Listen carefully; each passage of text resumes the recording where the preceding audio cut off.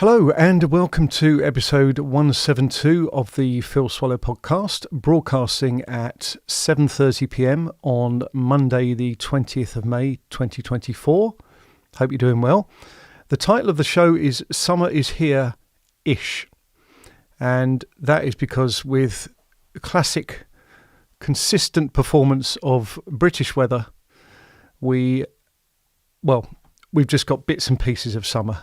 Now, one thing I just realised I didn't put in my agenda, which I might as well start with, is we managed to miss the Aurora Borealis that revealed itself a couple of weeks back.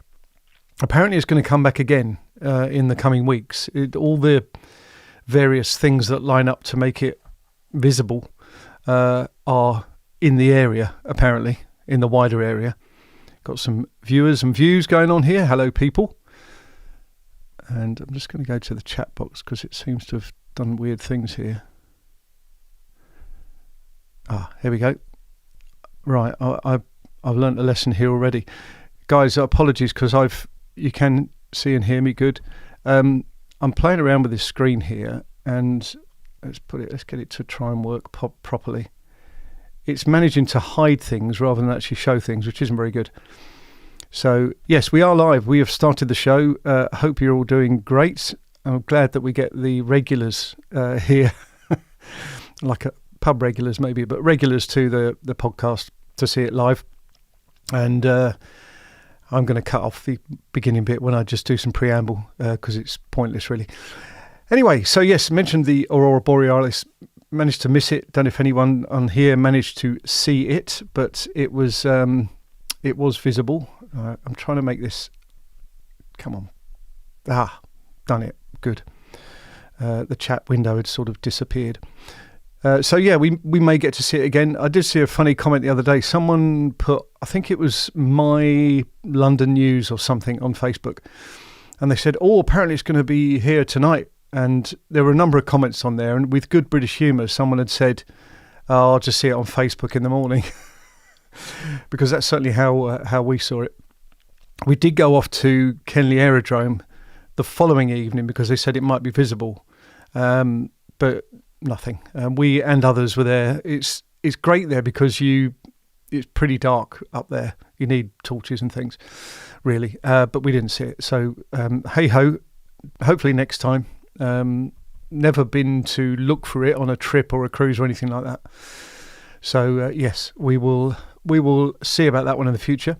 Now, I'm conscious there's been a lack of uploads to the channel recently. I did an upload on the day of the last podcast, and I actually went out filming today, so there'll be some editing and releasing fairly soon. I do have my own personal target of doing, one of these every 3 weeks, but a video and a country walk every month, and anything else is a bonus.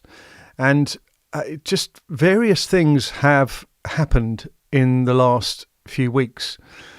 Some outside our control, some within our control, and just some kind of scheduling. So, life has to happen, and I'm not going to say it gets in the way. It happens, and sometimes you have to react. So we had a situation where a family member went in hospital, so we had to do some stuff there. And just appointments and things like that. And Sue and I, we were looking to take a few days off last week. It didn't happen, but we went to go for some days out, a staycation or whatever you call it.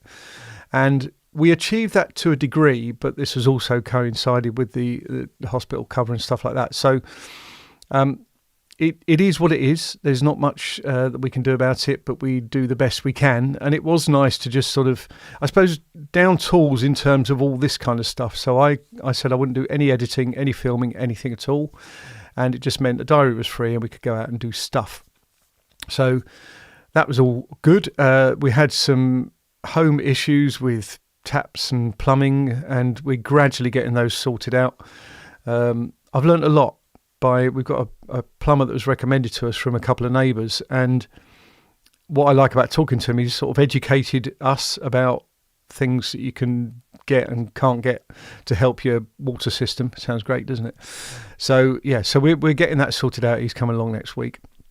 The other thing which I did do on the 7th of May was give a talk to Wallingham Women's Institute at Wallingham Village Hall. That was a talk on the Gardner family and the various history stories, or various stories that run off of their story. And that was great. I had a couple of ladies come up to me, checked that I was the guy off of YouTube who does the videos walking around. And I have to say that was great fun. We had a long chat just before we got going. And I said my aim is to sort of take people along with me. Some people can't get out, certainly maybe not have the same kind of level of mobility. So if I can do that on behalf and also provide maybe some entertainment and a bit of education on the way, then that's good. So it was really cool to get that. So that took a few days as well. So that was really how I spent the period from the last podcast to then to do the talk. And invariably, after every single talk I've done so far, there's always something else that comes to light or maybe comes out of questions, that kind of thing. So I'm updating that talk again. I'm giving it again in Caterham on June the 11th, and that's at the Caterham and District Local History Centre. They have like an AGM there, but I think that's fairly light. And then I'm going to do the talk afterwards on the Gardner family, which is a story I love telling. So yeah, these things take time. I've done some work to do the updates. There's probably a little bit more that I can do. I also think sometimes about, I do practice the talks that I do, but in the terms of actually delivering them, you think, yeah, maybe I could have done that a little bit different, or maybe just simplify or complicate some slides to help tell stories. So it's a process that just is ongoing, really. And they are very complementary. I mean, I do think sometimes it's possibly worth doing a part 2 of the Hammersmith Green Airfield story, because I've found so much more information out now. So we'll see about that, see what may come further down the line. I do drip different pieces of information out as I do the videos and go on the walks. So yeah, we'll see where that goes. The other thing that happened very recently was my birthday. So that was my birthday on last Friday, and we went down to Whitstable. Really good down there. The journey's okay. I mean, it's like an hour and a half or something in the car, and there's 2 or 3 options that you can take getting down there with M2 and A2, and we came back on the 26th, and then I decided to come back through Sevenoaks and got stuck in traffic. But overall, it was good, and we had a nice day out. The sun was shining. I think it was probably sunnier there than it was here, and it's a really nice town. Apparently, it's been, I wouldn't say overrun, but there's a lot of what do you call them? What's the bed and Airbnb? There, I got there in the end. There's a lot of Airbnb properties down there, and I think some of the local councillors have criticised it and stuff. But there's some little places you could rent rooms right on the seafront for like £75 a night, basic sort of accommodation. And we had fish and chips in a pub, and that was really good, and an ice cream a bit later from this lovely ice cream shop in the high street. And it was really pleasant. Yeah, just sort of stopped in and saw Mum and had a bit of birthday cake on the way back. And that was really good. And other than that, yeah, I think I mentioned, so filming today. So I had films planned. Belated birthday wishes. Thank you very much. I'd had the films to do planned. And of course, this is often the case. I've got it all ready to go, but either I can't get out there or the weather doesn't allow me to get out there. But it was good to get out and do some filming. So I'll be cracking on with the edits for those over the next few days. Sue's going into hospital for a minor op on Wednesday, but she'll need some support afterwards. So I will be doing that. I will be fetching and carrying and editing. That's how I'm going to be spending my time for the next sort of couple of weeks-ish, which is why I needed to do the filming today. So I've kind of got it in the bag. That's all uploaded and backing up as we speak. So I'll be working on that. And it's now kind of thinking about, well, what will I do next month? Of course, we've got much better weather now, and there's some walks that I've got that are a little bit further afield. I've noticed today, actually, when I was out, that the ground was a lot drier, which means I shouldn't be slipping too much anymore in the future. So yes, I've got some ideas about where I'm going to go in June for something that may end up being a combined country walk and town walk. So I might have mentioned it before, but it's going to happen next month, and obviously hopefully I can pick a day and just get out there and enjoy it. Now, one of the big events that happened in this house in the last couple of weeks was Sue's Netflix debut. So I'm pretty certain I've mentioned in the past, and I got the hat here. Hang on. Which I'll wear again. Right, there you go. So Mother of the Bride, Netflix. So Sue's feature film that it was exactly a year to when she was out there filming it that it was released. In fact, it may have been the night that she did her filming that it was released. And it was funny because we had in the calendar, Sue had done some research and found out that it wouldn't actually show us live until later on in the evening on Thursday. This was Thursday the 9th of May. And in the morning of Thursday, I came upstairs with a cup of tea as usual, doing my duty. And I just went onto Netflix and it was there. It was there. So we located Sue's part and acting. And then we arranged for a kind of family premiere, if you like, where we had some of the guys over the day after, and we watched it all the way through. And it's really weird because it's a show that the critics have not been particularly complimentary about, which often is the case. But it's risen to number one worldwide on Netflix, certainly last week. Excuse me. And a lot of the people find that because it's a rom-com, basically, and I would urge you to have a look at it if you know Sue, or even if you don't. So she's got a part in that. She's a credited part in there, and all the details are on IMDb. She's got a presence on there, and yeah, it was it was a bit surreal, I have to say. We're watching the film at home with one of the cast, and I'm so proud of her. I really am proud of that achievement. She works so hard at what she does, and when you see it all the way through. So I've gone from being in the house when she did the self-tape audition, being in the house when there was the follow-up audition. I was actually out and about when she got the phone call from her agent saying you got the part, and the first that I got to know was that she was booking in flights to Thailand, which was fantastic. And this is what some people have said since. They said, oh yeah, but well, you didn't go to Thailand, did you? It was all surely done CGI. No, she went to Thailand. It was filmed in a resort in Thailand, and she was very fortunate to go over there.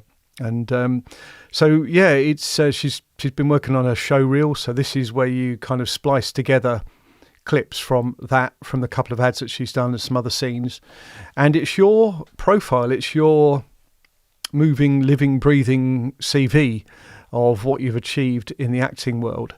And it's, as I say, a bit surreal, immense pride, I feel.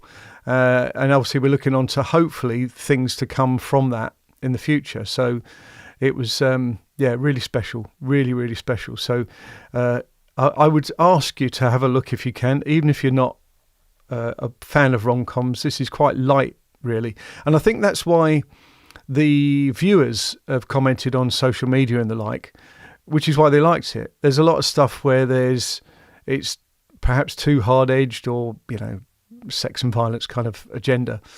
And this is not. This is a fairly simple story, nice setting, well acted, very good cast. Brooke Shields, Benjamin Bratt, Rachel Harris, Miranda Cosgrove, and a few others. So Sue was with all those guys. Oh, Wilson Cruz is in Star Trek. There are others, obviously, on the cast, and yeah, so she's made some really good connections there. And Mother of the Bride, Netflix. Take a look when you get some time. That'd be brilliant. And the other thing which I've noted here on my little kind of draft agenda, and it's very light this time round, is Crystal Palace and their achievements. So I am a big fan of Crystal Palace. I have a season ticket, which I've renewed for next year. New manager came in February. He said he's not a magician. He had to work with the players, get their fitness up, and the results have started to come in. We lost at home at the beginning of April, May time. We lost at home to Manchester City, 4-2. But we applauded the team off the pitch at the end because they really showed some skill, craft, effort, and that was the turning point. After that, 6 wins out of the last 7 games, something like that. So that was really cool. yeah, so they're the main things that I was looking to cover. As I say, it's quite a short show. I've had some interesting and enjoyable conversations on the comments for the videos. And this is the thing with my channel, that so many people, they watch things way after they've gone live. Because it's history related, it kind of doesn't matter when it goes live. It's just that if you do a search, you're going to see some of this content come up and hopefully enjoy it. So I think one of the people who watches the stuff has been going through various videos and then commenting on them, and we've had a kind of to and fro, which is cool. YouTube sort of in its little things that it sends you sometimes says that it's a positive, that I don't need to be up to date, because some modern channels, they do either news or cover a sporting event or something, and it's all about the viewers they get at that time, because then the subject moves on and time moves on. Whereas with mine, well, the history is always there. I'm always looking for different angles, different things to discover. And so it kind of doesn't matter when people land on the channel and find it and hopefully enjoy it. So, yes, so there we go. So, yeah, sort of apologies that it's been a bit quiet. And it may be that doesn't matter. Someone did say to me once that I'm quite prolific on my video releases, and I said, well, I know some channels that release 3 or 4 a week, maybe more. I don't know how they do it. They must have some people helping them in the production, but again, I think for the subject matter that I pick, it really doesn't matter too much. So yeah, I think what I'm going to do is see if you guys have got any Q&A, any comments, questions, anything you want to ask, and then we'll have a short one perhaps on the back of the fact that I've not been releasing too much. I haven't got too many stories to tell. I have to wait a little bit because the chat sometimes comes through a bit later.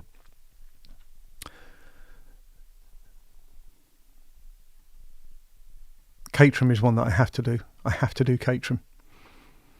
Oh, the other thing is, I might have mentioned this in the past, but most of my videos, people do the like for them, and which is great. Obviously, the like count is very good. But occasionally, when I see on the stats that I look at, it's got like the percentages, and obviously 100% because people like them. But there was one that I did, it was in the winter, it was starting at Wallingham, and it was Blanchman's Farm, Bug Hill, round Wallingham. I can't remember where I went after that. But anyway, it covered a fair bit of ground, and a usual loop. I think it was may have been when I did the ghost story at Sline's Oak Pond. But anyway, it was a nice walk at the time, and it got a dislike. And I was thinking, I mean, I say it doesn't bother me. Obviously, I'm mentioning it today. But it doesn't genuinely bother me because I can't do anything about it. I put my stuff out there. It's a choice to do that. If people like it, great. If they don't, I'm sorry. By all means, put something in the comments. But you can't please everyone all the time. That's life. But yeah, I just wonder sometimes, what you actually made a decision to dislike it, and what did you dislike about it? It's fairly mild content. Maybe I should re-examine the comments. They might have said, "Oh, you did this wrong, or you did that wrong." As you know, I'm always willing to learn on these things. So, hence asking lots of questions. So, there we are. It's a quiet one. It is what it is. It's a warm evening, which is great. Long may it continue. But I won't keep this going any longer because I haven't really got too much else to cover. Well, I haven't got anything else to cover. But I will say thank you very much for coming along and having a listen and a watch. It really is appreciated.